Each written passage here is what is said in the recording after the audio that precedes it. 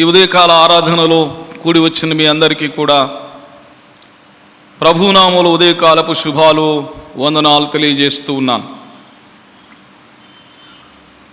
మొదటిగా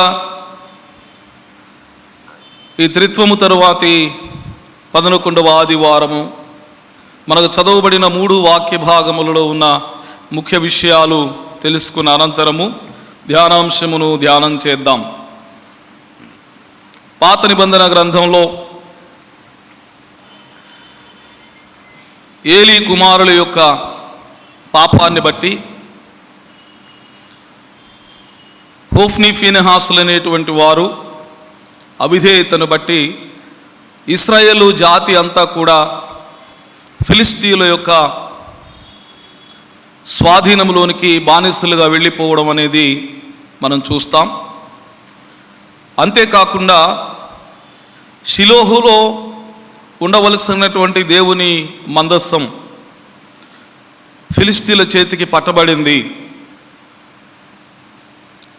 ఆ తరువాత వారు దాగోను గుళ్ళోను 3 రోజులు ఉంచారు. 3వ రోజు దాగోను యొక్క తల, కాళ్ళు చేతులు తెగి యెహోవా మందస్సం ఎదుట పడడం, వారు భయకంపితులై అక్కడ నుండి ఎక్రోను వారికి పంపించడం జరుగుతుంది.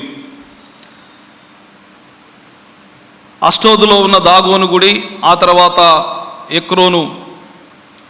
ఎక్రోను ప్రాంతము నుంచి బెత్షెమెషు వారు కూడా వారికి పంపబడినప్పుడు అందరూ గగ్గోలు పెట్టి ఏడ్చారు. ఫిలిస్తీయులు దేవుని యొక్క ఉగ్రత మా మీదకి ఎందుకు మీరు తీసుకురావాలనుకుంటున్నారు అని ఫిలిస్తీయుల సర్దారులు అందరూ కూర్చొని యెహోవా మందసాన్ని గూర్చి ఏం నిర్ణయం చేద్దాం అని ఆలోచన చేసుకున్నప్పుడు వారిలో ఉన్న పండితులను పిలువనంపించారు. వారు మందసాన్ని ఏ రీతిగా తీసుకుని వెళ్ళాలో, ఇశ్రాయేలునకు దాన్ని ఎలాగ పంపించాలో ఆ మందసాన్ని పంపించడం జరుగుతుంది. ఆ తర్వాత 2వ ఫేజ్లో మందసము ఈరోజు మనకు చదవబడినటువంటి వాక్య భాగంలో ఉన్నటువంటి ప్రాంతానికి మందసం తీసుకొని రాబడుతుంది. దేవుని యొక్క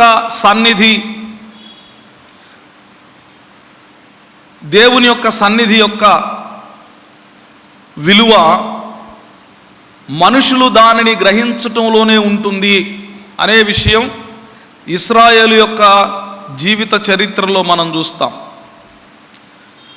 దేవుని మందసాన్ని ఒక విగ్రహంతో సమానంగా వారు చూసి యుద్ధభూమికి వారు తీసుకొని వెళ్ళారు. ఆ రోజున వారికి విజయం దేవుడు ఇవ్వలేదు.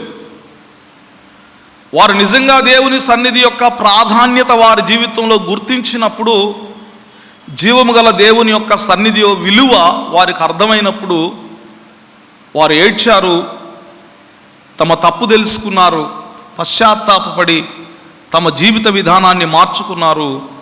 అప్పుడు వారి జీవితాలకు దేవుడు విజయాన్ని ఇచ్చాడు. కాబట్టి ఇశ్రాయేలీయులు దేవుని మందసాన్ని విగ్రహంతో సమానంగా చూశారు, నిజంగా దేవుని యొక్క సన్నిధి విలువను గ్రహించారు. ఈ రెండు కూడా వారి జీవితాల్లో 2 వేరువేరు పరిణామాలను తీసుకుని వచ్చాయి. మన జీవితంలో కూడా మనం దేవుని సన్నిధి కేవలం నామమాత్రంగా ఒక విగ్రహ రూపంగా మనం దేవుని ఆరాధించినంత వరకు, దేవుని సన్నిధి విలువ గ్రహించినంత వరకు మన జీవితాల్లో ఏ ప్రభావం ఉండదు. ఇది మనం గ్రహించాల్సిన సత్యం. పాత నిబంధనలో మనం తెలుసుకోవాల్సిన విషయం ఇదే. ముఖ్యంగా పత్రిక వాక్య భాగంలో తెస్సలోనిక నుండి పౌలు ఏథెన్సునకు తీసుకుని వస్తారు. ఏథెన్సులో ఆయన చూస్తున్నప్పుడు ఏథెన్స్ అంతా కూడా విగ్రహాలమయమై ఉంటుంది.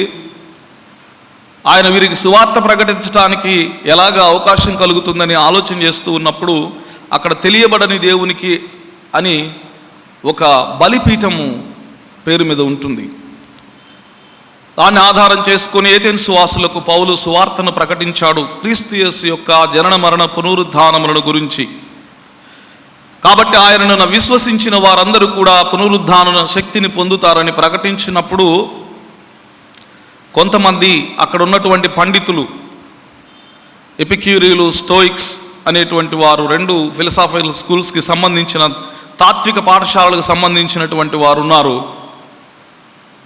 వారు భిన్నంగా స్పందించడం జరుగుతుంది. కాబట్టి ఎపిక్యూరీలు, స్టోయికులు అనేటువంటి వారిని గురించి, అరియోపగస్ అనేటువంటి స్థలం గురించి మనం తెలుసుకోవాల్సినటువంటి అవసరం ఉంది. అది నేను క్లుప్తంగా దాన్ని మీకు తెలియజేస్తాను. 3వ భాగంలో, సువార్త వాక్య భాగంలో, యేసయ్య ఫిలిప్పుదైన కైసర ప్రాంతాలకు వచ్చినప్పుడు 2 కైసరలు ఉన్నాయి. ఒకటి ఆ యొప్పే మార్గంలో ఉన్నటువంటిది, మధ్యధర ప్రాంతంలో ఉన్నటువంటిది కైసరయ, అది హార్బర్. రెండవది ఫిలిప్పుదైనటువంటి కైసరయ, ఇది గల్లయ ప్రాంతానికి ఉత్తర భాగంలో ఉంటుంది. ఈ ఫిలిప్పుదైనటువంటి కైసరయలకు ప్రభు సువార్త ప్రకటించు వచ్చినటువంటి సమయంలో జనులు మనుష్య కుమారుని గురించి ఏమనుకుంటున్నారు? Whom do people say that the man of God or the son of man? వారు చెప్పడం ప్రారంభించారు. కొంతమంది బాప్తిస్మిచ్చు యోహాను, కొంతమంది ఏలియా, మరి కొంతమంది ఇర్మియా అని, కొంతమంది ప్రవక్తలలో ఒకడని మాట్లాడడం ప్రారంభించారు. ప్రభువు శిష్యులను ప్రశ్నిస్తూ ఉన్నాడు, మీరు నన్ను గురించి ఏమనుకుంటున్నారు? పేతురు స్పందించాడు, నీవు జీవము గల దేవుని కుమారుడు అయినటువంటి క్రీస్తువు అని.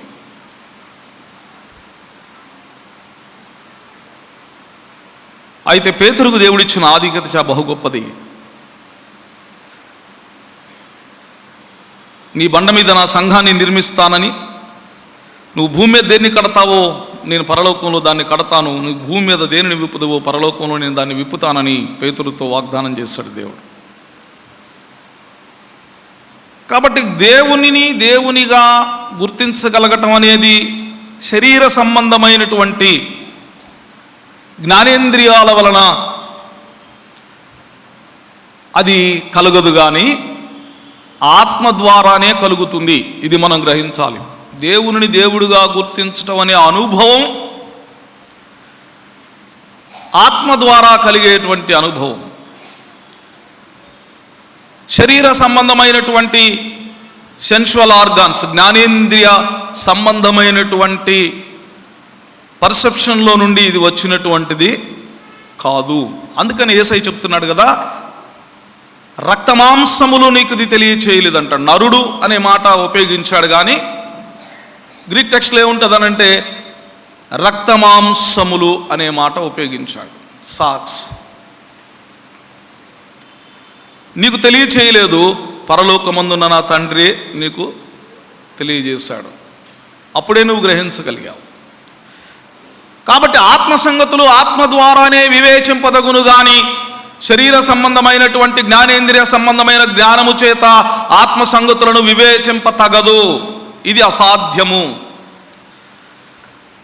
కాబట్టి యేసు క్రీస్తు అని ఎరిగి ఉండడం ఆత్మ సంబంధ కార్యం. భౌతికంగా మన చూపు ద్వారానో, చూచి చదవడం ద్వారానో, వినికిడి ద్వారానో, రుచి ద్వారానో, స్పర్శ ద్వారానో మనం దీనిని గ్రహించలేము. ఆత్మ ద్వారానే గ్రహించనగును. ఇది మనం గ్రహించాలి.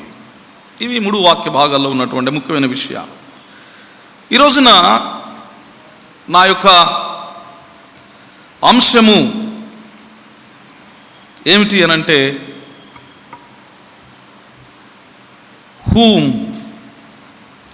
whom Christ is to you. Whom do Christ to you? నీకు క్రీస్తు ఎవరు? నీకు క్రీస్తు ఎవరు?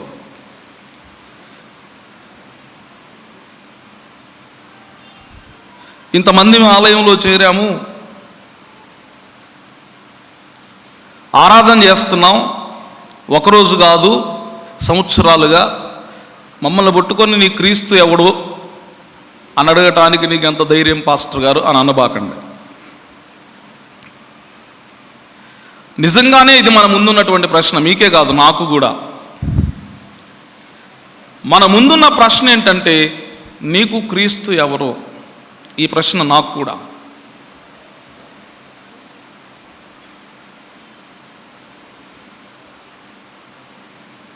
పత్రిక భాగంలో చెప్పినటువంటి ఎపిక్యూరియల గురించి మనం ఆలోచన చేస్తే, ఎపిక్యూరియులు స్టోయికులు అనేటువంటి వాళ్ళు ఏథెన్స్ పట్టణంలో ఉన్నారు. యేసుక్రీస్తునకు దాదాపు 300 సంవత్సరాలకు ముందు ఎపిక్యూరస్ అనేటువంటి ఒక ఆయన ఈ సిద్ధాంతాన్ని ప్రతిపాదించాడు. ఏమిటి ఆయన సిద్ధాంతం అనంటే, ఈ సమస్త సృష్టిని సృజించినటువంటి వాడు దేవుడు కాదు అని. అంటే ఎపిక్యూరులు దేవునిని నమ్మరు. దేవుని ద్వారా ఇది కలగలేదు, దేవుడు దీన్ని పరిపాలించడం లేదు, ఆత్మ అనేది లేదు. మనిషి జీవితం యొక్క ముఖ్య గమ్యం ఏమిటి అనంటే, మంచిగా సంతోషాన్ని అనుభవించటం. సుమ్మం బోనం అనేటువంటి మాటతో దీన్ని చెప్పాడు. High good, high pleasure. ఎలాగూ భౌతిక సంబంధమైనటువంటి జీవిత విధానము ద్వారా సంతృప్తి అయినటువంటి సంతోషకరమైనటువంటి జీవితం జీవించటం అనేది ఎపిక్యూరస్ అని ఆయన చెప్పాడు. దేవుణ్ణి నమ్మడు, భవిష్యత్తులో దేవుని పరిపాలన కింద మనుషులు ఉంటారనే సత్యాన్ని నమ్మడు, ఆత్మ లేదు అని చెప్పేటువంటి వారు. వాస్తవానికి ఆయన సెన్షువల్ ప్లెజర్స్ గురించి ఈ మాట చెప్పలా. అంటే కేవలం భూ సంబంధమైనటువంటి అనేక ఆకలులు, శరీర సంబంధమైన ఇచ్చను నెరవేర్చుకోవడమే హై ప్లెజర్ అని ఆయన చెప్పలేదు. కానీ మనిషి సంతృప్తి చెందదగినటువంటి జ్ఞానయుక్తమైనటువంటి ఆలోచన కూడా అనే విషయాన్ని కలిపాడు ఆయన. మనం జ్ఞాన సముపార్జన చేయడాన్ని బట్టి మనకి ఏది తృప్తినిస్తుందో, ఏది సంతోషాన్ని ఇస్తుందో దానిని అనుసరించడం అనేటువంటి మాట ఆయన చెప్తున్నాడు. కానీ ఆయన వెంబడించినటువంటి వారందరూ కూడా భౌతిక సంబంధమైనటువంటి ఇచ్చను నెరవేర్చుకోవడమే మనిషి జీవితం యొక్క పరమావధి అనేటువంటి ఆలోచనలో ఉన్నారు, వెంబడించారు. తర్వాత దాదాపుగా క్రీస్తు పూర్వం 264 సంవత్సరంలో జెనో అనేటువంటి ఒక ఆయన ఈ యొక్క స్టోయిక్ సిద్ధాంతాన్ని ప్రతిపాదించాడు. స్టోవా పోర్కే అంటే పోర్టుకో ఉన్నటువంటి ఆ యొక్క భవనంలో వారు కూడుకునేటువంటి వారు. అక్కడ ఆయన వారికి బోధించాడు స్టోయిక్ స్కూల్ ఆఫ్ ఫిలాసఫీ. ఏంటి అనంటే, సృష్టిని దేవుడే సృజించాడని వారు నమ్ముతారు. అయితే దేవుడు సృష్టిని సృజించి ఒక యాంత్రిక శక్తిని దానిలో పెట్టాడు, అది ఎప్పటికీ కూడా నడవడానికి. దానిని మార్చే శక్తి దేవునికి కూడా లేదు, అది విధికి విరుద్ధం, విధిని దేవుడు కూడా జయించలేడు అనేటువంటి ఆలోచన, బోధన స్టోయిక్స్ కలిగి ఉన్నారు. దేవుడు ఉన్నాడు కాబట్టి కొన్ని నైతిక సంబంధమైనటువంటి విలువలు కలిగినటువంటి జీవితాన్ని కూడా జీవించాలి తప్పనిసరిగా అనేటువంటి ఆలోచన కూడా వారు ప్రతిపాదించినటువంటి వ్యక్తులుగా ఉన్నారు. దాదాపు 48 సంవత్సరాలు ఆయన ఈ యొక్క బోధ చేశాడు. 98 సంవత్సరాలు జీవించాడు, తర్వాత మరణించాడు. ఇది క్రీస్తుకు పూర్వం 300-264లో ఈ 2 స్కూల్స్ స్టార్ట్ చేశారు.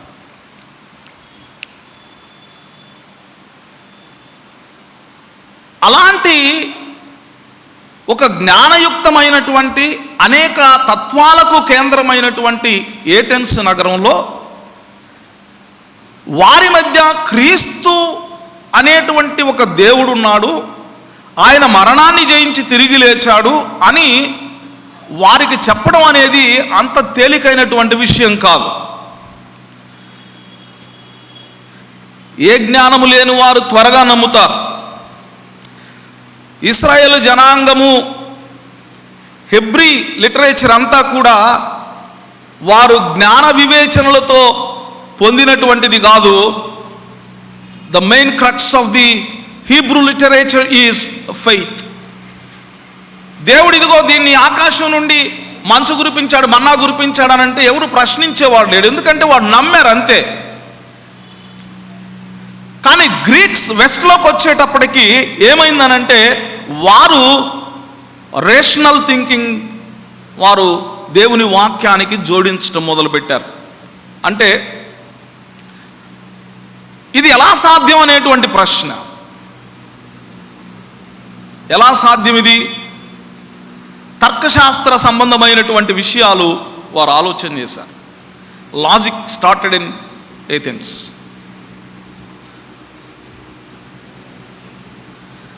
ప్రియులారా, ఈ రకమైన వారికి క్రీస్తు దేవుడు అని చెప్పడం తేలికైన విషయం కాదు. కానీ అప్పటికి ఆయన వారితో మాట్లాడుతూ వస్తూ ఉన్నాడు.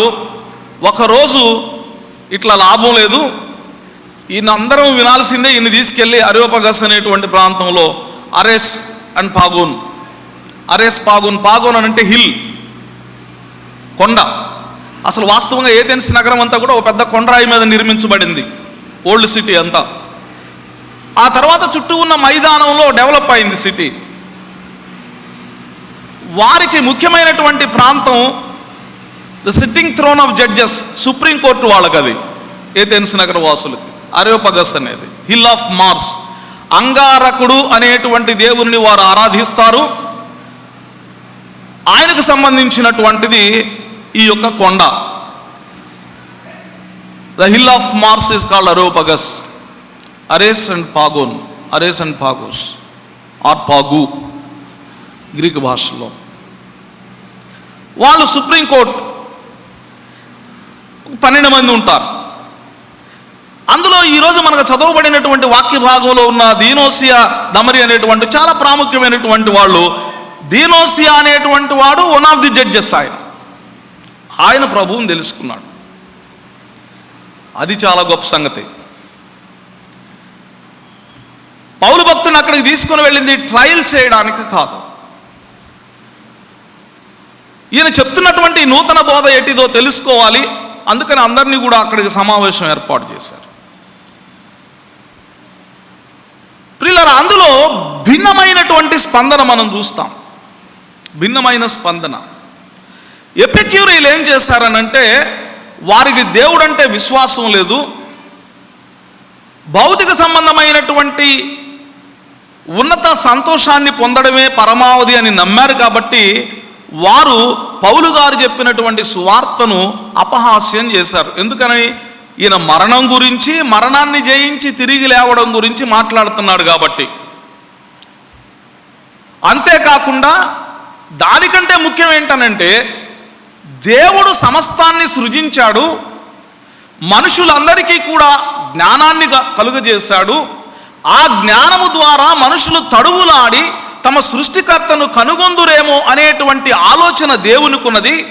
కాబట్టి దేవుడు ఈ సమస్త సృష్టిని చేశాడు. అది వారికి ముఖ్యమైన ఆటంకం. ఎందుకనంటే దేవుడు ఈ సృష్టిని కలుగు చేయలేదనేది వారి ప్రథమమైన సిద్ధాంతం. అందుకని వాళ్ళు ఏమంటున్నారు? ఇన్ని ఎగతాళి చేశారు, పరిహాసం చేశారు. ఇంకొక గుంపు, మేము మరలా వింటాం నీవు చెప్పిన ఈ మాటలను గురించి అన్నారు. ఆ గుంపు జెనో యొక్క టీచింగ్స్లో ఉన్నవాళ్ళు. ఎందుకంటే వాళ్ళు దేవుని నమ్ముతారు, దేవుడు సృష్టిని సృజించాడని నమ్ముతారు. కానీ ఇక్కడ వాళ్ళు నమ్మలేని విషయం ఏంటంటే, మరణాన్ని జయించి యేసయ్య తిరిగి లేచాడు అనేటువంటి విషయాన్ని. ఇది రెండు భిన్నమైనటువంటి ఆలోచనలకు కారణమైనటువంటి విషయం వారి యొక్క పూర్వ అనుసరణ విధానం. వాళ్ళంతకు ముందు ఎపిక్యూరుల యొక్క బోధను నమ్మారు, తర్వాత స్టోయిక్స్ యొక్క బోధను వారు నమ్ముతూ ఉన్నారు. కాబట్టి రెండు వర్గాల వారు రెండు భిన్నమైనటువంటి స్పందనలు కలుగజేశారు. ప్రియులారా, ఇప్పుడు మనం పాత నిబంధనలోనికి వస్తే వీరు కలుగజేసినటువంటి స్పందనకు, ఐగుప్తు నుండి విడిపించబడినటువంటి కారణము మొదలుకొని వారి ప్రయాణములో వారికి తోడై ఉన్నటువంటి దేవుని ఎడల ఇశ్రాయేలు జనాంగానికి కలిగినటువంటి స్పందనకు ఏ వ్యత్యాసం లేదు. జాగ్రత్తగా గమనించాలి. దేనిని బట్టి? చూడండి, ఫిలిస్తీయులు యెహోవా మందసము యుద్ధ భూమిలో ఎబెనెజర్ అనేటువంటి ఆ ప్రాంతంలో యుద్ధ భూమిలోనికి రాగానే ఇశ్రాయేలీయులందరూ గగ్గోలు పెట్టారు. ఇక మాదే విజయం అనుకున్నారు. షిలోహులో నుండి దేవుని మందసం వచ్చింది మన మధ్యకు అని హాహాకారాలు చేశారు. ఈ గల్లత్తు ఏంటి అని ఫిలిస్తీయులు భయపడిపోయి ఆశ్చర్యపోయారు. వారికి తెలిసింది ఏంటంటే యెహోవా మందసం యుద్ధ భూమిలోనికి వచ్చింది. ఇప్పుడు ఫిలిస్తీయులు ఏం మాట్లాడుతున్నారు తెలుసా? ఐగుప్తులో తెగుళ్ళను పుట్టించి ఫరోని ఓడించి ఫరో యొక్క అధికారంలో నుండి ఒక ప్రజల మొత్తాన్ని విడిపించిన దేవుడే కదా ఈ మందసంలో ఉన్నవాడు. 40 సంవత్సరాలు అరణ్య ప్రయాణములో ఇశ్రాయేలు జనాంగమును వస్త్రపు చెంగు మాయకుండా నడిపించిన వాడే కదా ఈ దేవుడు. ఈ దేవుని ముందు ప్రపంచంలో ఏ దేవుడు కూడా నిలువలేడు, ఏ ప్రజలు కూడా నిలువలేరు అని ఎవరు చెప్తున్నారు? ఫిలిస్తీయులు మాట్లాడుకుంటున్నారు, ఇశ్రాయేలీయులు కాదు అని. వాళ్ళు భయపడిపోతే సర్దారులు వాళ్ళు అంటున్నారు, మనం దేవునితో పోరాడినట్లుగా, మనం ప్రాణం కోసం పోరాడినట్లుగా పోరాడదాం, ఇక మనకు వేరే గత్యంతరం లేదు, మీరు ధైర్యంగా ఉండండి, ప్రాణం పోయినా సరే పోరాడండి అని చెప్పుకున్నారు. ఆ యుద్ధంలో ఎబెనెజర్ దగ్గర ఇశ్రాయేలీయులు ఓడిపోయారు. కారణం ఏంటంటే అప్పటి వరకు వాళ్ళు అనుసరించినటువంటి దేవుళ్ళు అష్టోదు దేవతలు, వారు పూజించినటువంటి బయలు, వీరు బయలును పూజించారు. పంటలను వర్షాన్ని కురిపించే దేవుడని, సమృద్ధిని అనుగ్రహించేటువంటి వాడని అష్టోదు దేవతలను పూజించారు. తూరు సీదోను ప్రాంతపు వాసులైనటువంటి, మనం సొలొమోను చేసుకున్నటువంటి ఒక ఆమెను చూస్తాం, అహాబు చేసుకున్నటువంటి ఒక ఆమెను చూస్తాం. ఆమె తూరు సీదోను పట్టణ సంభస్తురాలు. వారి కేంద్రం ఇది, అర్థమీ యొక్క కేంద్రము. అన్ని రకాల దేవతలను పూజిస్తూ యెహోవా మందసాన్ని కూడా ఈ దేవతలతో సమానంగా ఎంచినటువంటి వారు. యెహోవా మందసం అంటే భయం లేదు వారికి. యెహోవా మందసం అంటే ఇది దేవుని సన్నిధి అనేటువంటి గ్రహింపు లేదు. పేరుకు మాత్రమే దేవుని మందసం మన మధ్య ఉంటే మనం యుద్ధంలో గెలుస్తాం అని అనుకున్నారు తప్ప అసలు మందసాన్ని యుద్ధ భూమిలోనికి తీసుకొని రాకూడదు అనేటువంటి జ్ఞానము కలిగిన వారు గారు. మనం ఏది చేసైనా యుద్ధం గెలవాలి కాబట్టి షిలోహులో ఉన్నటువంటి యెహోవా మందిరంలో ఉన్నటువంటి ఆ యొక్క మందసాన్ని తీసుకొని వచ్చి ఎబెనెజర్లోనికి తీసుకొని రావడానికి వారు ధైర్యం చేశారు. దీనికి పురికొల్పినటువంటి వారు ఏలీ కుమారులైనటువంటి హోఫ్నే ఫీనెహాసులు. అంటే ఏలీ కుమారులు అని ఎందుకు చెప్తున్నానంటే, ఏలీ వారికి సమూయేలుకు ముందు న్యాయాధిపతి, యాజకుడు కూడా. ఏలీ కుమారులైనటువంటి హోఫ్ని ఫీనెహాసుల యొక్క ఉద్యోగం ఏంటి? తండ్రి యాజకుడైనప్పుడు కుమారులు కూడా యాజకత్వంలో ఉండాలి. తండ్రికి దేవుని భయం ఉంది కనుకనే మరి ఎల్కానా హన్నా షిలోహు మందిరానికి వచ్చినప్పుడు హన్నా కన్నీరు పారబోసి దేవుని సన్నిధిలో ఏడుస్తూ ఉంది. ఏలీ ప్రవక్త అనుకున్నాడు కదా, ఏలీ యాజకుడు అనుకున్నాడు కదా, ఈమె క్రొత్త ద్రాక్ష రసం తాగింది, మద్యంతో మత్తురాలై ఉంది అనుకున్నాడు. అదే మాట ఆమెను అడిగాడు. ఆమె చెప్తుంది, అయ్యా ప్రభువా, నా ఏలిన వాడా, ఇది కాదు, నాకు బిడ్డ లేరు, నాకు గర్భఫలం లేదు అంటే అప్పుడు ఏలీ ప్రవక్త చెప్తున్నాడు, వచ్చే సంవత్సరం ఈ నాటికి నువ్వు బిడ్డను కంటావు, దేవుని నామం పేరిట. దేవుని నామానికి స్తోత్రం కలుగును గాక. దైవజనుని వాక్ యొక్క శక్తి అది, దైవజనుని వాక్ యొక్క శక్తి అది. వచ్చే సంవత్సరం నాటికి బిడ్డను కన్నది. అయితే ఆమె అనుకుంది కదా, ఆ సంవత్సరం మందిరానికి రాలా, ఆ మరుసటి సంవత్సరం కూడా మందిరానికి రాలా. ఒక్కసారి అనుకుంది, నా బిడ్డను నేను దేవుని సన్నిధిలో వాగ్దానం చేసినట్లుగా ఆయనను ప్రతిష్ఠించడానికే తీసుకొని వెళతాను అనుకుంది. పాలు విడిచిన తర్వాత బాలుడైనటువంటి సమూయేలును తీసుకొని వచ్చింది. ఎందుకు ఈ మాట జ్ఞాపకం చేస్తున్నాను? ఏలీ ప్రవక్త యాజకుడు, ప్రవక్త న్యాయాధిపతి, దేవుని శక్తి కలిగినటువంటి వాడు. కానీ ఆయన బిడ్డలు కడు దుర్మార్గులు. దేవుని సన్నిధిలో బలులర్పించినటువంటి బలులలో నుండి ఆయనకు చెందవలసినటువంటి దహన బలులు, పాప పరిహారార్థ బలులో ఉన్నటువంటి భాగాన్ని వారు వండుతూ ఉండగా, కాల్చుతూ ఉండగా వారు కొక్కాలు తీసుకొని వచ్చారు. శ్రేష్టమైనటువంటి భాగాలు కావాలి మాకు మాంసంలో. దేవుడంటే భయం లేదు, అది దైవార్పితం అనేటువంటి జ్ఞానం లేదు. తీసుకొని వెళ్ళి ఆ కొక్కాలు, ఇనప కొక్కాలతోటి మాంసం తీసుకున్నారు. ఏలీకి తెలుసు, మౌనంగా ఉన్నాడు. మందిరంలో సేవ చేయడానికి వచ్చిన స్త్రీలతో శయనించారు. ఏలీ ప్రవక్త చెవిని పడింది, అయినా మౌనంగానే ఉన్నాడు. ఆ దినాలలో దేవుని యొక్క ప్రత్యక్షత కలుగుట బహు అరుదు అనే మాట చూస్తాం మనం. ఎందుకని? దేవుని ప్రజలు దేవుని భయం లేకుండా బ్రతుకుతున్నారు కాబట్టి. ఏలీ గొప్ప ప్రవక్తే, కానీ బిడ్డలను క్రమములో పెంచటంలో విఫలం చెందినందున ఆ పిల్లలు ఎలా తయారయ్యారంటే ఇశ్రాయేలు జాతి మొత్తం వినాశనానికి వారు కారణమయ్యారు.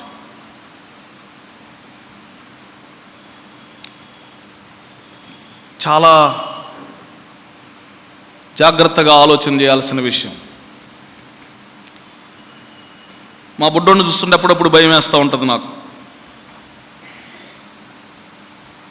వీడు పెరిగి పెద్ద అవుతూ ఉన్న టైంలో ఏ పని చేసినా ఏం మాట్లాడతారు?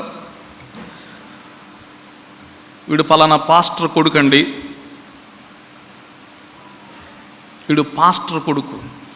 ఇంకొక ఆయన ఏమంటాడంటే పాస్టర్ పిల్లలందరూ దౌర్భాగ్యులండి అని అంటాడు. ఎందుకని? దేవుని భయం లేదండి వాళ్ళకి. ఏలీ కుమారులకి దేవుని భయం లేదు. మందిరంలో స్త్రీలతో శయనిస్తూ ఉన్నారు. దేవుని సన్నిధికి వ్యతిరేకమైనటువంటి క్రియ, దైవార్పితమైనటువంటి బలులలో నుండి వారికి ఇష్టం వచ్చినటువంటి మాంసాన్ని తీసుకుంటా ఉన్నారు.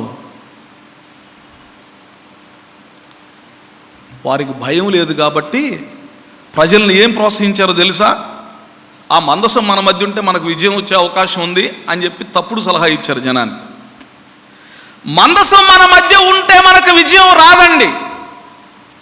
మందసంలో ఉన్నటువంటి దేవునిని మనము వెంబడిస్తే, ఆయన మాట వింటే, ఆయన చెప్పినట్లు నడుచుకుంటే, ఆయనని దేవునిగా గుర్తిస్తే అప్పుడు మనకు విజయం వస్తుంది. వీళ్ళు మందసం మాత్రం ఉంటే చాలనుకున్నారు, కానీ దేవుని మందసం వారి మధ్యకు వస్తే శత్రువులు భయపడ్డారు. ఈ దేవుడు ఫలానా దేవుడు కదా అని.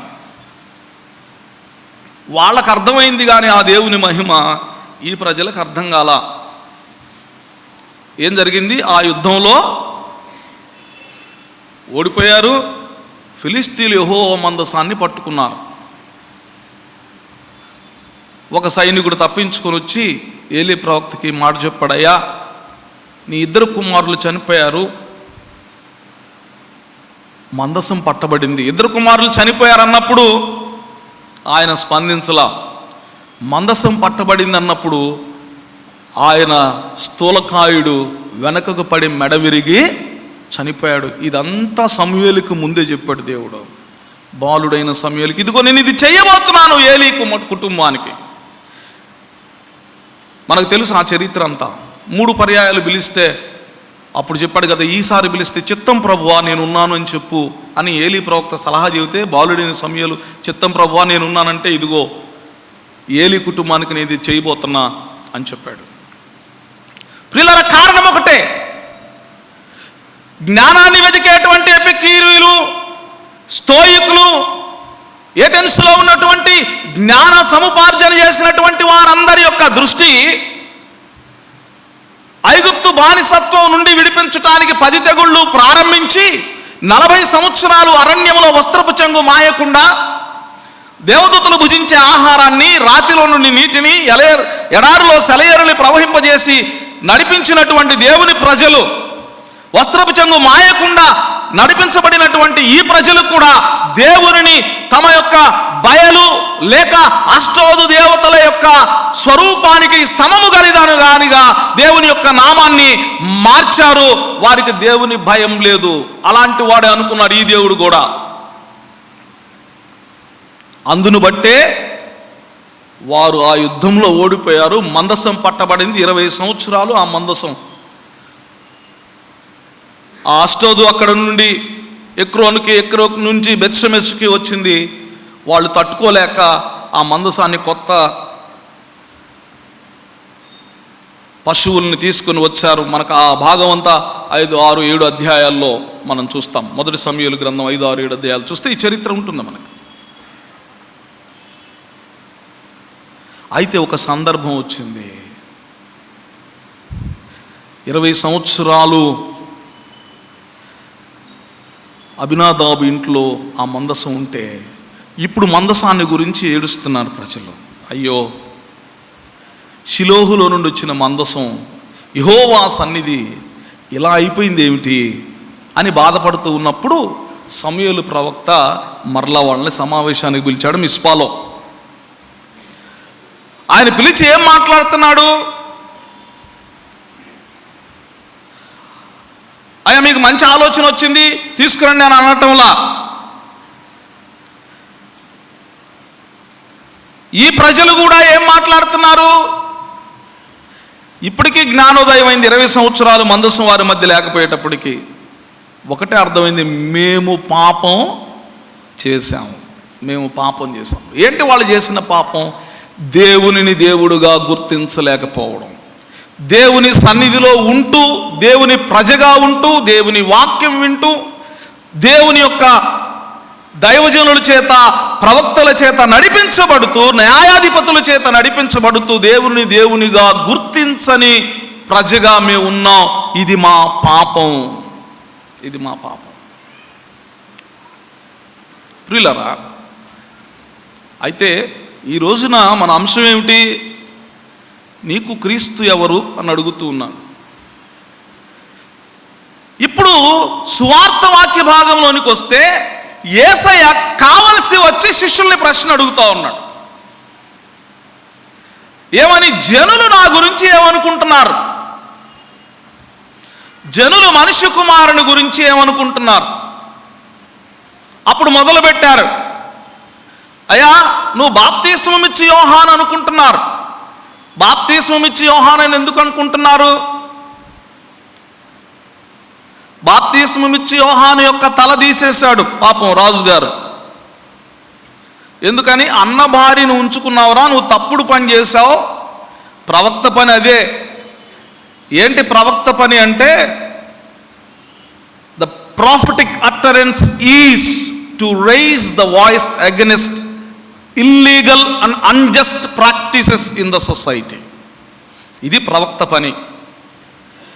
సమాజంలో వాడు రాజు అయినా రమణపైన ఏ సంబంధం లేదు. సమాజంలో తప్పు జరుగుతుంది, పాపం జరుగుతుంది, దేవుని ప్రజ ఇలా చేయకూడదు అని హెచ్చరిక చేయడానికి లేవనెత్తబడ్డవాడే ప్రవక్త. ప్రవక్త మీద ఒక పెద్ద పేపరే ప్రజెంట్ చేయొచ్చు. నిబిటు అనేటువంటి మాట హీబ్రూ రూట్ వర్డ్లో నబీ ఆర్ నిబుటు. నిబుటు అని అంటే one who is called to proclaim, one who called and one who sent by God. దేవుని చేత పిలువబడి, దేవుని చేత పంపబడిన వాడు దేనికి? సత్యాన్ని ప్రకటించటానికి. అలా సత్యం ప్రకటించినందుకు ఏ పరిణామం వచ్చినా సరే దాని కొరకు నిలబడేవాడు, ఆ పిలువబడిన పిలుపులో నిలబడేవాడు ప్రవక్త.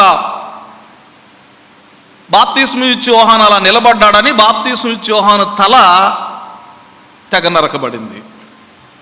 ఇంకొక ఆయన అంటున్నాడు కదా, నువ్వు ఏలియా అనుకుంటున్నారు అన్నాడు. ఏలియా అని ఎందుకు అనుకుంటున్నాడు? ఏలియా ప్రవక్త చేసిన పని ఏంటంటే ఇశ్రాయేలు జనాంగమును దిద్దుబాటు చేశాడు. ఏలియా ప్రవక్త ఆహాబు రాజుని దిద్దుబాటు చేశాడు.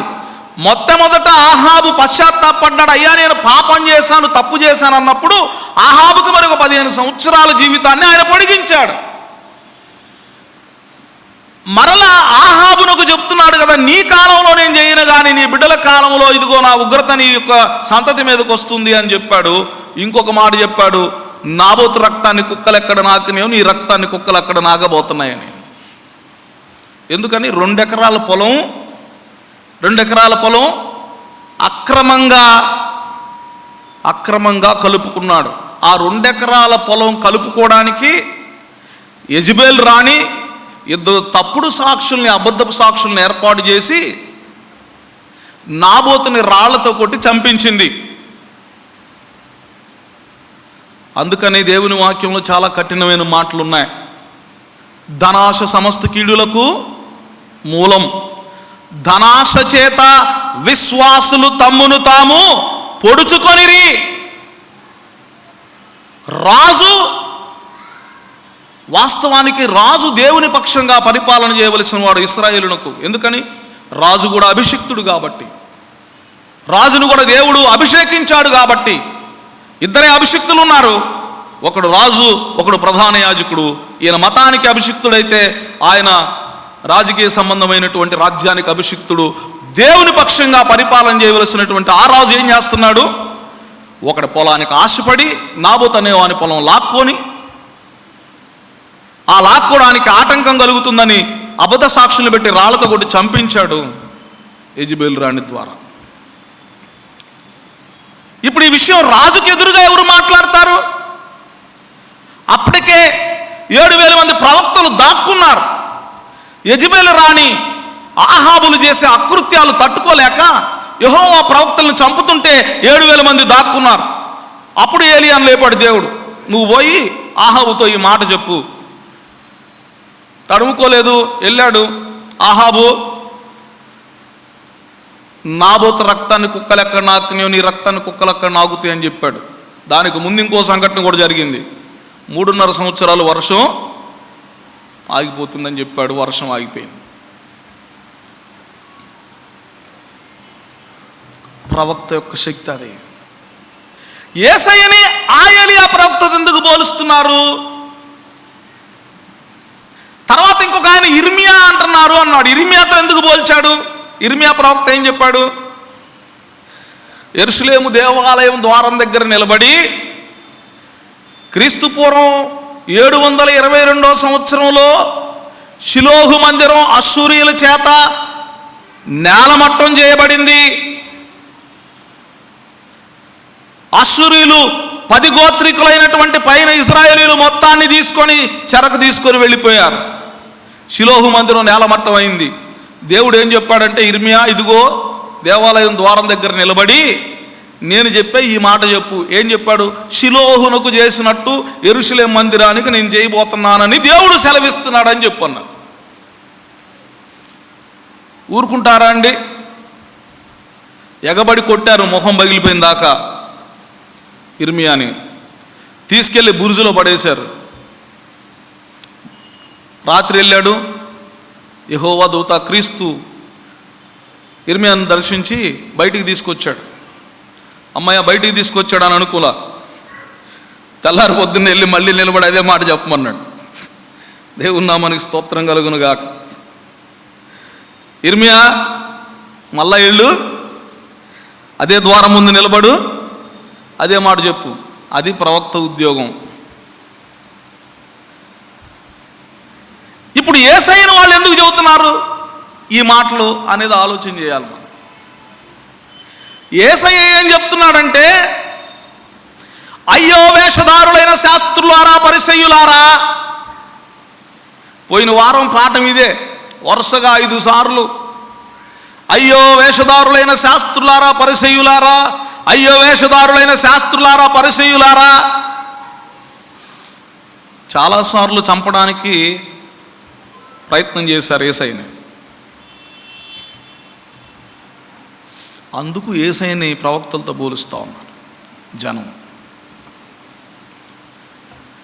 యేసయ్యని నువ్వు ఫలానా ఏలియా అని, ఫలానా ఇర్మియా అని ఎందుకు అంటున్నావు అంటే, నిర్భయంగా సత్యాన్ని సత్యంగా ఉన్నది ఉన్నట్లుగా నువ్వు మాట్లాడుతున్నావు కాబట్టి. ఏం మాట్లాడాడు? ఉన్నది ఉన్నట్టుగా.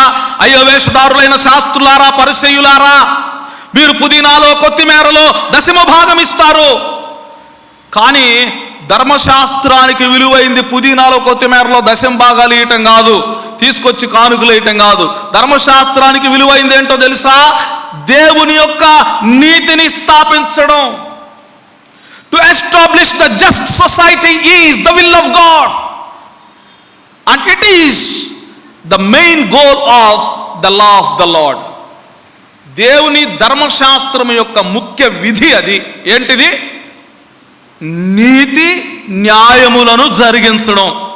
రెండో విధి ఏంటంటే కనికరపడడం. మీరు కనికరపడరు, నీతి న్యాయాలు జరిగించరు. కానీ ఏం చేస్తున్నారు? దశమ భాగాలు ఇచ్చి మందిరంలో సేవలు చేసి మేము భక్తులు అని మీరు పోజులు కొట్టబాకండి అయ్యా అని చెప్పాడు యేసయ్య. ఎందుకని? మీరు సున్నం కొట్టిన సమాధులు బయటకు బ్రహ్మాండంగా అలంకరించబడ్డారు, కానీ లోపల అజితేంద్రియముతో ఉంది. అజితేంద్రియం అంటే, ఇంద్రియం అంటే ఏంటి మనకు తెలుసు కదా. జ్ఞానేంద్రియాలంటే అవయవాలు, అజితేంద్రియాలంటే జయించబడిన అవయవాలు కలిగిన వాళ్ళు. అంటే అవయవ సంబంధమైన జీవితానికి లొంగిపోయి శరీర ఇచ్చ ఎట్లా కలిగితే అట్లా నడుచుకునేటువంటి వారలారా అని చెప్పాడు. బయటికి భక్తి పరులే, బయటికి దశమ భాగాలు ఇస్తున్నాం, బయటికి శృంగారంగా అలంకరించబడ్డావు, వేషధారి. నీ బ్రతుకులో ఇదిగో ఈ నీతి న్యాయం ఉందా? నీ బ్రతుకులో కనికరపడటం ఉందా? దయ కలిగి ఉండటం ఉందా? ఏనాడైనా ఆకలి కొనిన వానికి ఒక పూట అన్నం పెట్టావా? దేవుడు నీకు ఇచ్చినటువంటి సంపద అంతా నువ్వే అనుభవిస్తున్నావు. దశమ భాగం ఇచ్చి ఇదిగో పలానా ఆయన ఎంత ఇచ్చాడు, పలానా ఆయన అంత ఇచ్చాడని చెప్పుకుంటున్నావే. అసలు విలువైంది అది కాదు కదా. అసలు విలువైంది ఏంటి? దేవుని నీతిని కలిగి జీవించడం, దేవుని న్యాయాన్ని స్థాపించడం, దేవుని పక్షముగా కనికరపడడం, దయగలిగి బ్రతకడం. ఇది కదా ధర్మశాస్త్రం యొక్క విధి. అందుకు ఏలియాతోటి ఇర్మియాతోటి పోల్చారు వాళ్ళు ప్రజలు. కానీ ప్రజలు పోల్చినట్టు మనం పోల్చుకోకూడదు కదా. అందుకని యేసయ్య ఏం ప్రశ్నిస్తున్నాడు? నువ్వేమనుకుంటున్నావు? Whom do you think that Jesus is? అక్కడ Jesus I am to be అని ఉపయోగించబడింది. I am to be. I am సేయింగ్స్లో యోహాను భక్తుడు చెప్తాడు కదా, ఒక 8 సేయింగ్స్ ఉన్నాయి. ఎగో ఏమీ సేయింగ్స్ అంటారు వాటిని. నేనే మార్గమును, సత్యమును, జీవమును, నేనే జీవాహారమును, ఇలాగూ ఒక 8 చెప్పాడు. అలాంటి సంబోధనే ఇక్కడ కూడా చేస్తున్నాడు యేసయ్య. ఐ యామ్ టు బీ అనంటే నేను భూతకాలములో ఉన్నవాడను, వర్తమాన కాలములో ఉన్నవాడను, భవిష్యత్ కాలములో ఉన్నవాడను అయి ఉన్నాను. మీరేమనుకుంటున్నారు? Do you believe me? Do you accept me that I am Christ? నేనే అభిషిక్తుడని, భూత వర్తమాన భవిష్యత్ కాలంలో ఉండువాడనని మీరు అనుకుంటున్నారా లేదా? ఇది యేసయ్య వాళ్ళని అడుగుతున్న ప్రశ్న.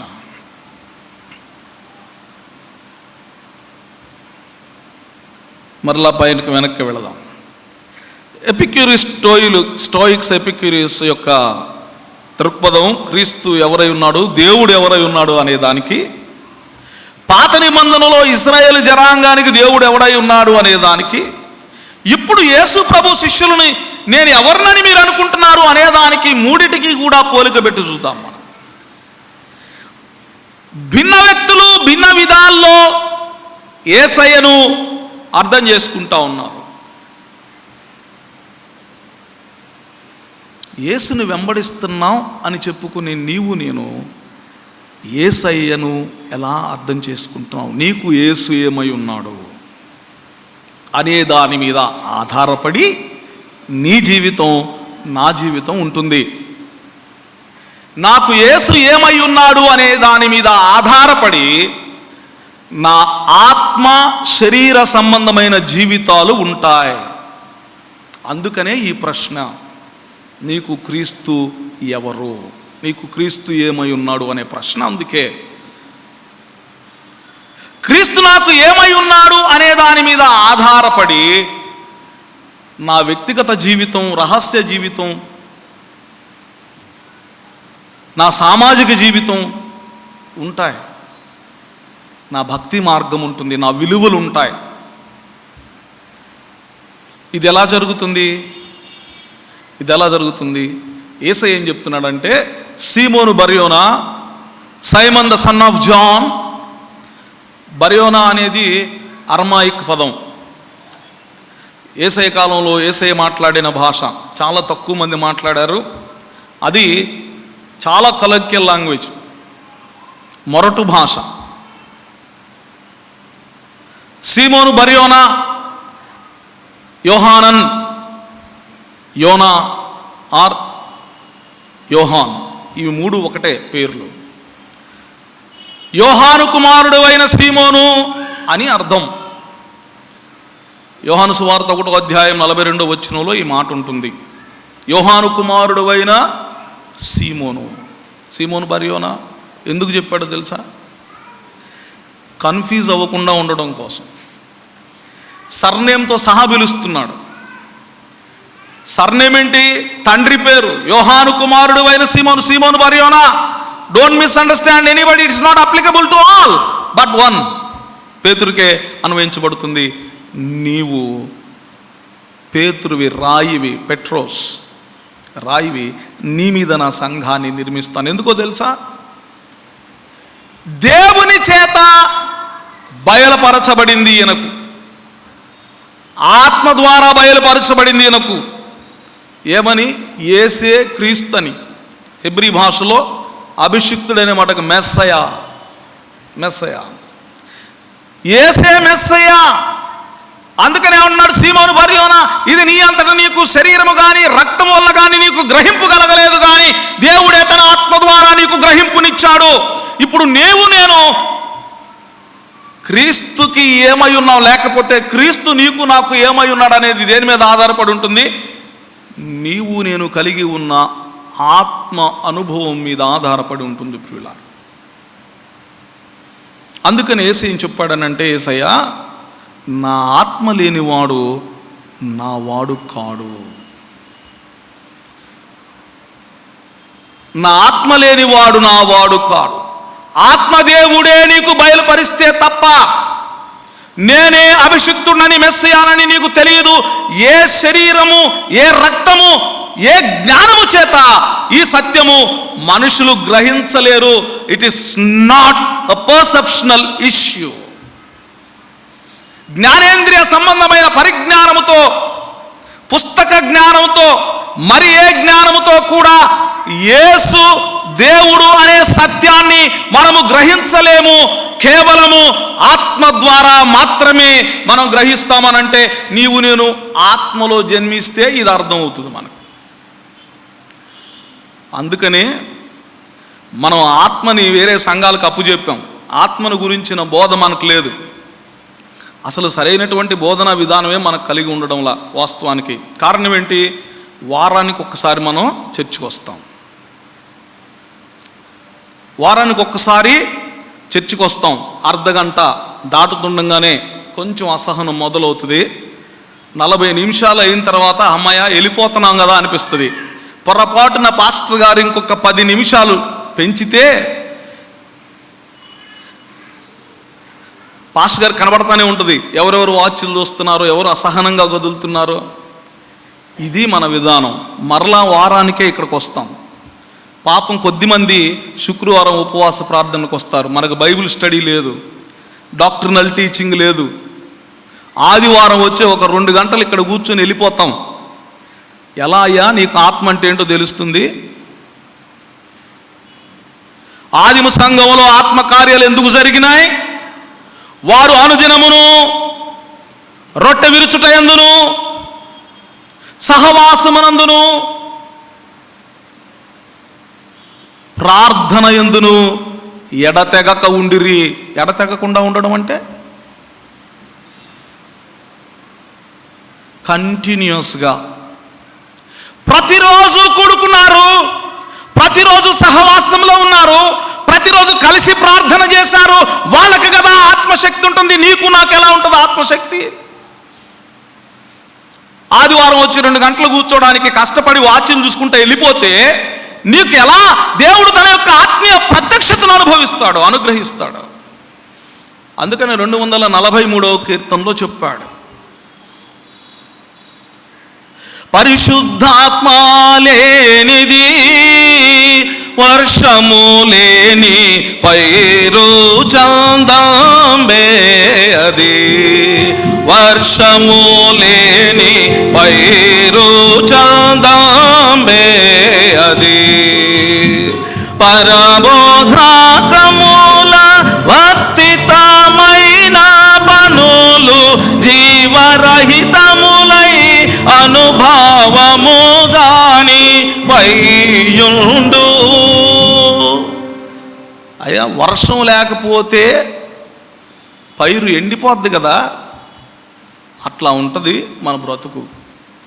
ఇంకొక మాట చెబుతాడు, నెరచీకటింట సరకులు వెదకు రీతి పల్మరు వెదకినను నిరర్ధకమైపోవును సుమ్ము అని అన్నాడు. ఎందుకు? దేనికి? ఆత్మదేవుడు లేకపోతే నీవు నేను చదివే వాక్యం ఎలా ఉంటుందంటే, కటిక చీకటిలో, అమావాస్య చీకటిలో లైట్ లేకుండా వస్తువుల్ని వెగితే ఎలా ఉంటుందో అలా ఉంటుంది. మన సొంత ఇల్లే 50 ఏళ్ళు అవుతుంది ఇల్లు కట్టుకొని, కరెంటు పోగానే టకటక వెళ్ళిపోయి ఎక్కడ ఏది ఉందో తీసేసుకోగలుగుతామా? 50 ఏళ్ళున్నా 100 ఏళ్ళున్నా కరెంటు పోగానే తడుముకోవలసిందే. అంధత్వంలో ఉన్న వాని వలె తడుముకోవలసిందే. అలాంటి బ్రతుకు మందే. ఎందుకని? ఆత్మదేవుని యొక్క ప్రబోధం మనకి లేదు కాబట్టి క్రీస్తు నీకు ఎవరో ఎలా తెలుస్తుందంటే, if the spirit of God enables you that Jesus is Messiah, then only you will know. ఈ అనుభవం మనకు రావాలంటే ఆత్మదేవుడు మనకు బయలుపరచాలి.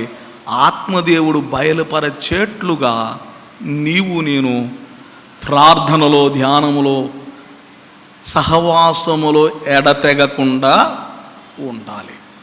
అప్పుడు క్రీస్తు నాకు ఎవరు అనేది నా బ్రతుకు చెప్తుంది, నా మాట కాదు. క్రీస్తు నాకు ఎవరు అనేది ఎవరు చెప్తారు? బ్రతుకు చెప్పాలి, మాటలు కాదు. నేను బ్రహ్మాండంగా మైకు పగిలిపోయేటట్టు అరిచి కేకలేసిన కిందకి వెళ్ళిన తర్వాత మీరందరూ ఏం ఆలోచిస్తారంటే, చెప్తుండగానే ఆలోచిస్తారు కొంతమంది, ఈయన మైకు పగిలిపోయిందా చెబుతున్నాడు, పెద్ద సత్యవంతుడిలాగా, ఈయన కొన్న పలానా చోట నాకు కనపడ్డాడు కదా, పలానా అబద్ధం చెప్పాడు కదా, ఇంకా రకరకాల ప్రాంతాల్లో కనపడుతున్నాడు కదా, రకరకాల వ్యక్తులతో కనపడుతున్నాడు కదా అని అనుకుంటారు. నిజమే. అందుకనే మనం మాట కాదండి, బ్రతుకు మాట్లాడుతుంది. దేన్ని బట్టి? క్రీస్తు నీకు ఎవరు అనేది నీ బ్రతుకు. ఇన్ని సంవత్సరాలు మందిరానికి వస్తున్నావే, ఈ రోజున సూటిగా పరిశుద్ధాత్మదేవుడు నీ ముందు ఈ ప్రశ్న ఉంచుతా ఉన్నాడు, క్రీస్తు నీకు ఎవరు? క్రీస్తు నీకు ఎవరు? ధైర్యంగా క్రీస్తు నా రక్షకుడని చెప్పగలిగితే, నా బ్రతుకులో మనసా వాచా కర్మణ క్రీస్తు మార్గములో నేనున్నాననే నిశ్చయత నీకుంటే, క్రీస్తు నా రక్షకుడని ఆత్మసాక్షిగా మాట్లాడగలుగుతావు. మాట్లాడకుండా జీవితం కూడా మాట్లాడుతుంది. అది కలిగితేనే నీవు నేను క్రైస్తవులం. లేని రోజు మనం పేరుకు క్రైస్తవులం అవుతాం. ఇశ్రాయేలీయులు ఎలాగైతే దేవుని మందసాన్ని అష్టోదు దేవతలు, బయలుదేవతల యొక్క సన్నిధితో సమానంగా చూశారో, వారికి మనకి ఏ తేడా ఉండదో. జీవము గల దేవుని యొక్క బిడ్డలంగా మనం ఉండాలి అనే దేవుని చిత్తం ప్రియులరా. కాబట్టి ఈ ప్రశ్నతో నేను ముగిస్తా ఉన్నా, whom do you think that Christ is to you? May God bless these words. ప్రభు మన వినికిడిలో వాక్య భాగం ఆశీర్వదించి దీవించునుగాక. ఆమేన్. సమస్త జ్ఞానమునకు మించిన దేవుని సమాధానము యేసుక్రీస్తు వలన మీ హృదయములకును తలంపులకును కావలి ఉండునుగాక. ఆమేన్.